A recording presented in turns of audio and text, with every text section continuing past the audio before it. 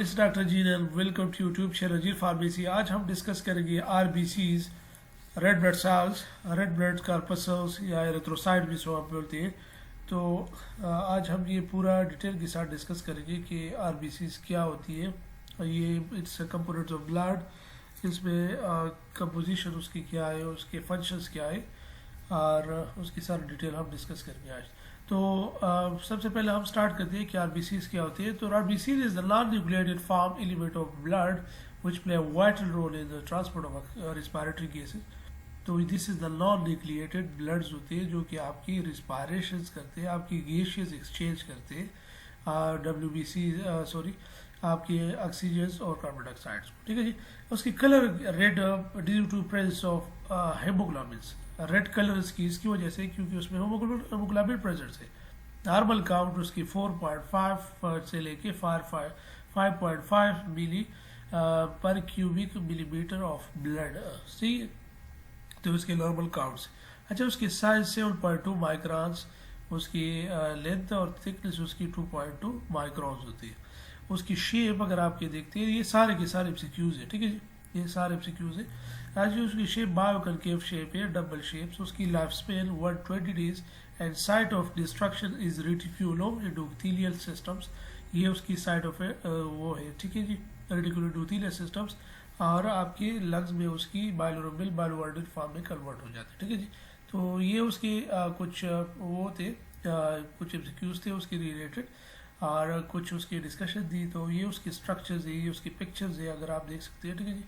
अब normal values पे आ जाती है। आरबीसीज की काउंट रेंज फ्रॉम लेके बिटवीन 4 एंड 5.5 मिलियन पर cubic millimetre of blood. Adult में 5 मिलियन पर क्यूबिक मिलीमीटर और एडल्ट फीमेल में 4.5। इस मीन 0.5 में मिलियंस जो है वो ज़्यादा है मेल में एज कम्पेयर टू फीमेल। ठीक है जी। मॉर्फोलॉजी पे आ जाती है कि उसकी शेप, स्ट्रक्चर, साइज ये किस तरह होगी।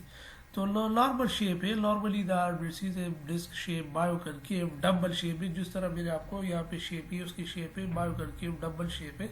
ठीक है जी। Central position is thicker and periphery. उसकी सेंट्रल पोजीशन अगर आप देखते हैं ये भी थिकर है और इसके साइड बाय साइड वो भी थिकर है। ठीक है जी। अच्छा, the biconcave control of RBCs have some chemical and functional advantages के कुछ फंक्शनल और मैकेनिकल एडवांटेजेस भी है। तो अगर आप इसको देखते हैं, kindly will see over here, this is 7.2 microns उसकी थिकनेस है और उसकी लेंथ जो है वो ये है। ठीक है जी। अच्छा, एडवांटेजेस उसकी क्या है। तो biconcave shape helps in equal and rapid diffusion of oxygen and other substance into the interior of the cells. तो बायोकनकेव शेप्स की फ़ायदा ये है या एडवांटेजेस ये है कि ये बायोकनकेव शेप होती है, ये आपकी जो गैसियस आते हैं ऑक्सीजन हो, कार्बन डाइऑक्साइड, तो ये इजीली उसमें इंट्रैप हो जाते हैं। उसकी इंटीरियर सेल में इजीली अपने ये कोर बना लेते हैं। ठीक है जी। तो इजीली उसमें एडजस्ट हो सकता है। Large surface area is provided for absorption. तो इसकी सरफेस एरिया भी ज़्यादा हो जाती है फॉर एब्जॉर्प्शन तो रिमूवल ऑफ डिफरेंट सब्सटेंसेस। तो इट्स मीन्स कि जितना greater the surface area greater will be the absorption. तो इसकी सरफेस एरिया ज़्यादा है तो उसकी एब्जॉर्ब भी आसानी के साथ करते हैं, कोई ऑक्सीजन कोई गैसियस वो इजीली इंटेक करता है। और जब रिमूवल टाइम में आ जाती है तो ये भी उस बॉडी मादे या प्रोडक्ट्स को वो इजीली लेके आपकी किडनी के थ्रू या आपकी लंग्स के थ्रू आपको एक्सक्रीशन के लिए वो बहुत ज़्यादा आसानी करा देते हैं। तो उसके फ़ायदा ये है। ठीक है। Minimum tension is offered on the membranes when the volume of the cell alters. तो उस अगर इस पे कोई सेल की अल्ट्रेशन आ जाती है तो ये मिनिमम टेंशन क्रिएट करते हैं इस सेल्स पे, मतलब इस सेल्स की लाइसिस की चांसेस कम हो जाते हैं जब भी उसमें प्रेशर राइज हो जाता है। Because of biconcave shape while passing through the minute capillaries, RBC squeeze through the capillaries very easily through without the getting the damage. तो ये फ़ायदा भी ये है बायोकनकेव की, ये इजीली आपके स्मॉल कैपिलरीज जो कि बहुत ज़्यादा बारीक रेड ब्लड सेल्स होती है, बारीक कैपिलरीज होती है, तो उसमें ये इजीली जो है वो स्क्वीज करता है, पास आउट करता है। तो ये भी इसका फ़ायदा। ठीक है जी। नॉर्मल साइज है, डायमीटर अगर आप देखते हैं 7.2 माइक्रोमीटर, डायमीटर 6.92 लेकर इस तक। थिकनेस इसके the periphery is thick range 2.42 millimetres micrometres at the centre of thickness is 1 micrometre, जो कि हमने यही वाली ये पिक्चर्स है, ये पिक्चर देख ले 7.2 की ये इसकी लेंथ क्या आती है, इसकी जो सेंटर में माइक्रोकेव शेप से 1 माइक्रोमीटर, उसकी साइड पेरिफेरी में जो है वो 2.2 है। तो ये आपके एमसीक्यूज है, ठीक है जी, आपको कंफर्म और इसको याद कर लें। The difference is in thickness is because of the biconcave shapes, उसकी surface area 120 square microliters, ठीक है जी, micrometre. Normal structure are bristles है, मानो नॉन न्यूक्लिएटेड, उसमें कोई भी न्यूक्लियस नहीं होता। Only mammals which is have nucleated. तो अगर मैमल या मेनली कैमल्स, ऊंट वगैरह को देख लिया जाता है तो उसके आरबीसीज भी न्यूक्लिएटेड होते हैं, ठीक है जी। Because of the absence of nucleus in human RBCs the DNA also absents. तो आपकी ह्यूमन बॉडी में इस तरह होता है कि उसमें आरबीसीज में न्यूक्लियस नहीं होता। जब न्यूक्लियस नहीं होता तो ये और ब्लड की प्रोडक्शन भी खुद नहीं कर सकता। दूसरी बात ये कि इसमें डीएनए भी नहीं होता। लेकिन अगर आपकी केबल की, ऊंट की आरबीसीज देखते हैं उसमें वो न्यूक्लिएटेड होते हैं, ठीक है जी। Others organelles such as mitochondria, Golgi apparatus are also present in RBCs because of absence of mitochondria. Energy भी वहाँ पे energy is produced from glycolytic process. Red blood cell does not have insulin receptors, so the glucose uptake by these cells is not controlled by insulin. तो mostly इसमें कोई वो sales, nucleus, ये चीज़ें नहीं होती। सारी बातें उसके साथ और भी कुछ भी नहीं होता। अच्छा, कुछ एम्बेडेड मायरहोफ ग्लाइकोलाइटिक पाथवेज है जो कि आपकी साइड ब्लड सेल्स आरबीसीज की सर्वाइवल के लिए ज़रूरी होते हैं, या एचबी फंक्शंस के लिए, या आरबीसीज की जो शेप या मेम्ब्रेन उसको इंटीग्रिटी स्ट्रक्चर्स प्रोवाइड करते हैं, तो ये उसके लिए ज़रूरी है। उसके साइड बाय साइड ये रिएक्शंस आपके ब्लड में होते हैं, ठीक है। अच्छा, ग्लूकोज है, glucose converting glucose 6 phosphate by the enzyme of dehydrogenase, वो कन्वर्ट होता है 6 फास्फोग्लूकोनेट, फिर रिड्यूस हो जाते हैं राइबोलोज में और फ्रक्टोज में और लैक्टेट में। तो इसी प्रोसेस पे एटीपी में कन्वर्ट हो जाते हैं। और ये मेनली बात ये है कि आपको एनर्जी प्रोवाइड करती है, ये आपकी आरबीसीज को नरिश प्रोवाइड करती है by the whole life up to 120। एक आरबीसीज की होल स्पेंड लाइफ जो है वो 120 डेज है, तो 120 है उसको नरिश देता है, ठीक है जी। आरबीसीज है special type of cytoskeleton which is made of actin and spectrins. Both the proteins are encoded by transmembrane proteins by means of another protein called incarins। तो ये उसमें स्ट्रक्चर्स है आरबीसीज की, एक्टिन और स्प्रिंग्स की। और दूसरी बात ये कि उसके ट्रांसमेम्ब्रेन प्रोटीन्स है, उसके अपने स्ट्रक्चर्स है। तो ये उसके स्ट्रक्चर के बारे में डिटेल है, ठीक है जी। अच्छा, ये स्ट्रक्चर्स है, you can see over here, आपको इजली से दिस इज का इनकारिन्स जो कि made 3 GPC actin, this is actin myosin के साथ उसके ब्लड स्ट्रक्चर है, ठीक है जी। इसमें इस डिटेल में मत जाए, ठीक है जी। अच्छा, प्लाज्मा प्रोटीन्स, ये स्पेक्ट्रल टेट्रामेर्स, ये एक साइड पे पेरिफेरी उसका स्ट्रक्चर जो पेरिफेरी, अगर आप स्पेक्ट्रल टेट्रामेर्स को फिर फर्दर खोल दें तो वहाँ पे एक्टिन, ट्रोपोमाइसिस, बेड्स, ये कुछ बेड्स आपको ट्रोपोमाइसिस, ये बेड्स आपको नजर आ जाएगी। लेकिन ये बहुत ज़्यादा वो डिटेल के साथ है। अगर आपको फर्दर डिटेल चाहिए तो काइंडली मुझे कमेंट्स में बता दें, मैं आपको डिटेल भी दूंगा, ठीक है जी। अच्छा, properties of red blood sales, properties उसकी क्या है। रोलियाक्स फॉर्मेशन वीज, when blood is taken out of blood vessel, जब भी आपकी ब्लड जो है वो आपके ब्लड वेसल से निकल जाता है तो RBC pile up to one another with the like the pile of coin. The properties of RBC is called Rowleix या pleural Rowleix formation. It accelerated by plasma proteins, glomerular fibrinogens. The main report is पे आपको directly बता देता हूँ कि Rolex formation ये है कि जब भी आपकी ब्लड वेसल जो कभी कभार रप्चर हो जाती है, फॉर एग्जाम्पल एक रप्चर हो जाती है, स्ट्रोक हो जाती है, हेमोरेजिक, तो ये आरबीसी जाके वहाँ पे एक दूसरे के साथ ट्रैप हो गए, क्वाइल बाय क्वाइल ये पाइल्स बना लेते हैं और उस जो कि रप्चर एरियाज है उसको साथ ब्लॉक करके तो बाहर ब्लड जो है फर्दर नहीं जाते। तो इस प्लाज्मा प्रोटीन्स को ग्लोबुलर फाइब्रोनोजिन ही रिस्पॉन्सिबल है फॉर द क्वाइल्स फॉर्मेशन और उस हेमोरेजिक या स्ट्रोक या जो भी है उसको ब्लॉक करने या उसकी आपकी खून को ब्लीडिंग से बचा देता है, ठीक है जी। तो ये भी एक प्रॉपर्टीज है आरबीसीज की। स्पेसिफिक ग्रेविटीज अगर आप देखते हैं आरबीसीज की तो 1.092 से लेके 1.101, ये रोलाक्स फॉर्मेशन है। काइंडली यू कैन सी जब भी कहाँ पे रप्चर आ जाती है तो ये इस तरह के क्वाइल्स मिल के उस ब्लीडिंग एरियाज पे जमा हो जाती है तो वहाँ पे फर्दर ब्लीडिंग नहीं होती, ठीक है जी। Packed cell volume is the PCV is the proportion of blood occupied by RBCs expressed in percentage। तो कुछ परसेंटेज के हिसाब से है कि अगर पिक्सल वॉल्यूम है तो उसमें about a hematocrit value about 45% of blood and the plasma is 55%. तो ये आपके नॉर्मल ब्लड की वो वैल्यूज बताते हैं। पीसीबी अगर आपकी पीसीबी कम आ रही है तो आपकी ब्लड में कोई डिफिशियंसी ज़रूर है, अगर ज़्यादा आती है तो फिर भी कुछ मसले हैं। सही है, कुछ पैथोलॉजी उसमें रिलेटेड है। Suspension stability during circulation the RBCs remain suspended uniformly in the blood.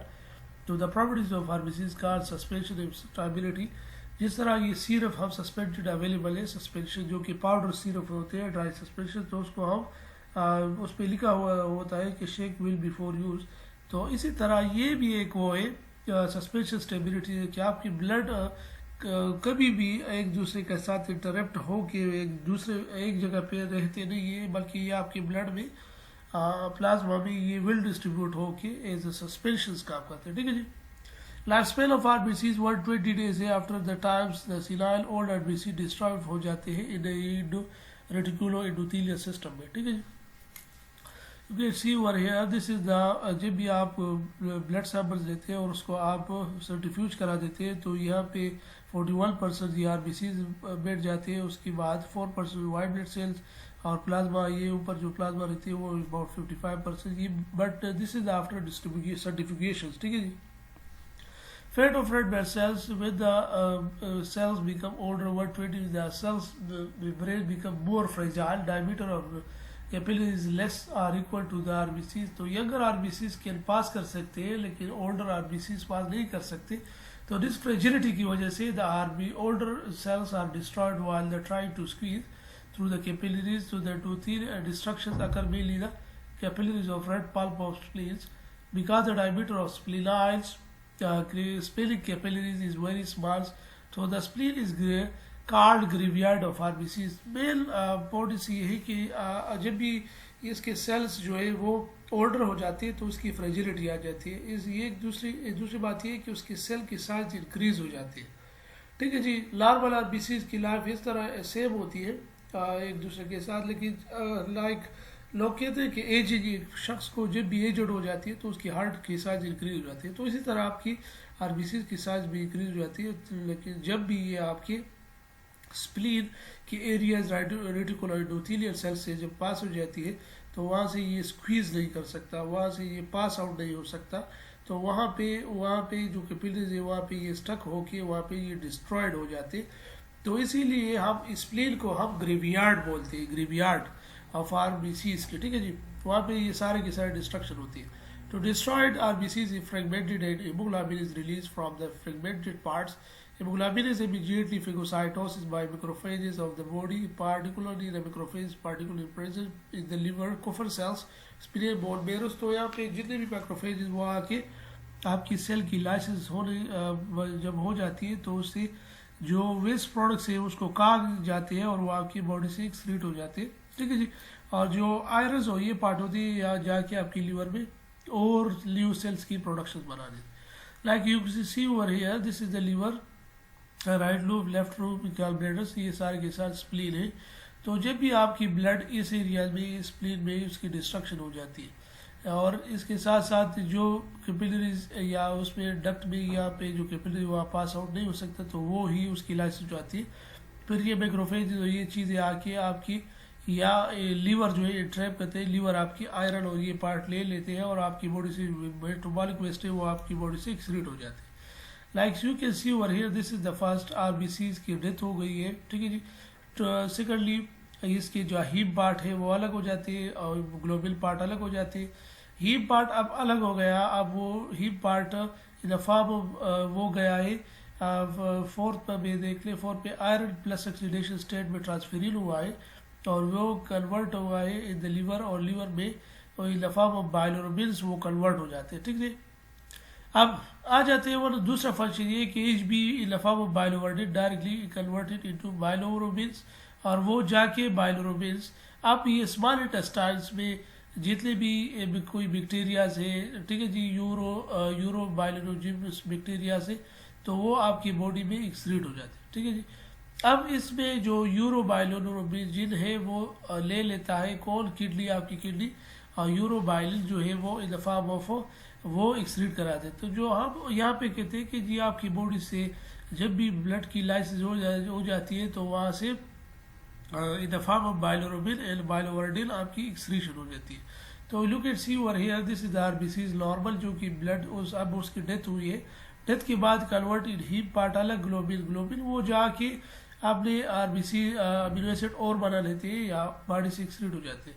लेकिन हीम पार्ट की फिर बाइलोवर्डिन और bilirubin in the form of excretion, और जो हीम पार्ट में आयरन स्टेट है, आयरन ऑक्सीडेशन स्टेट है प्लस टी ट्रांसफेरिन, वो जाके आपके बोन्स में और वहाँ पे फिर इरिथ्रोपोइटीज और इरिथ्रोपोइसिस प्रोसेस हो जाती है और आपकी बॉडी में और नई सेल्स बनना शुरू हो जाते हैं। ठीक है जी।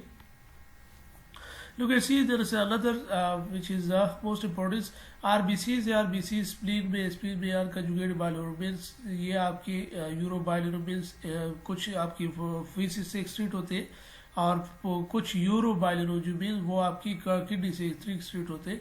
तो दोनों ही एक्सक्रीशन पाथवे हैं। ठीक है जी।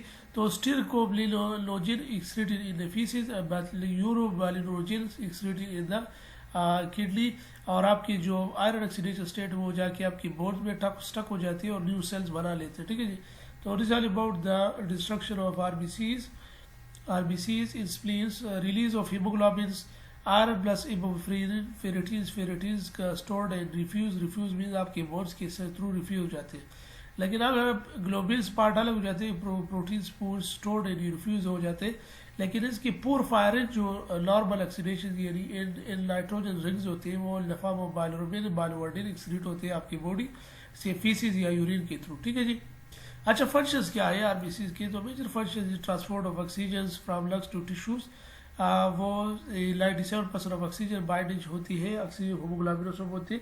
दूसरी बात यह कि ट्रांसपोर्ट ऑफ कार्बन डाइऑक्साइड्स करते हैं, about 30% of transportation is the carboxyglobin form में होते हैं। ठीक है जी। Look at see over here how blood carriers oxygen, तो आप ऑक्सीजन की बाइंडिंग है अपनी साइड्स पे हीमोग्लोबिन मॉलिक्यूल्स, तो अब ये पल्मोनरी आल्वेलाई से, ये पल्मोनरी लंग एरिया से वो जाके आपके हार्ट पे जब ऑक्सीजनेटेड ब्लड बन जाती है तो ऑक्सीजनेटेड ब्लड आपके टिश्यूज में गए हैं और वहाँ से टिश्यू से फिर ऑक्सीजन जो है वो इस टिश्यू को मिल जाते हैं और फिर इस सेल्स में जो कि ऑक्सीजन बाइंडेड या कार्बोक्सी हीमोग्लोबिन साइडेड है, इसके साथ कार्बन डाइऑक्साइड मिल के दोबारा यही प्रोसेस होके यहाँ पे आ जाती है, यहाँ से और यहाँ से फिर आपकी एक्सेलेशन की प्रोसेस, ये आपकी एक्सक्रीशन ऑफ कार्बन डाइऑक्साइड हो जाती है। अच्छा, RBCs have large amount of carbonic anhydrates जो कि नेसेसरी है कार्बन डाइऑक्साइड्स के लिए, तो ये एक प्रोसेस है। ठीक है जी। कार्बन डाइऑक्साइड्स इनटेक लेना कार्बोनिक एनहाइड्रेट्स के थ्रू, तो ये प्रोसेस है जो कि ऑक्सीजन एक्सेलेशन प्रॉपर्टीज पे डिपेंड करते हैं। Buffering actions in the blood, आपकी बफरिंग एक्शंस भी आपकी हीमोग्लोबिन बफरिंग है, गुड बफर है, क्योंकि आपकी बॉडी की एसिड बेस बैलेंस को रेगुलेट करता है hydrogen ions with hydroxyl ion को।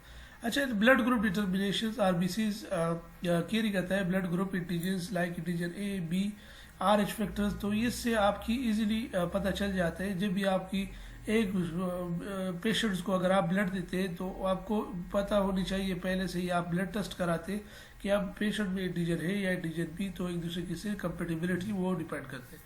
अब ये वो है जो कि ऑक्सीजन प्लाज्मा में आ जाते हैं द लंग्स और वो ये ट्रैक करता है डिफ्यूजन एक्सपोजर कार्बनिक एनहाइड्रेट्स के थ्रू, फिर कार्बन डाइऑक्साइड अगेन बॉडी से एक्सक्रीट होते हैं, तो ये एक फिनोमेना। ठीक है जी। बफर सेकंडली है कि आपकी बॉडी की बीपीएच बैलेंस रखता है, गुड बैलेंस है, गुड बफरिंग करते हैं आपकी ब्लड और acid base balance toward the hydroxyl groups और हाइड्रोजन ग्रुप की के थ्रू आपकी जो है वो एसिड बेस बैलेंस जो है बफरिंग रख लेती है। तो it is all about the RBCs. अगर आपका कोई क्वेश्चन है kindly ask in comment section में। Thank you.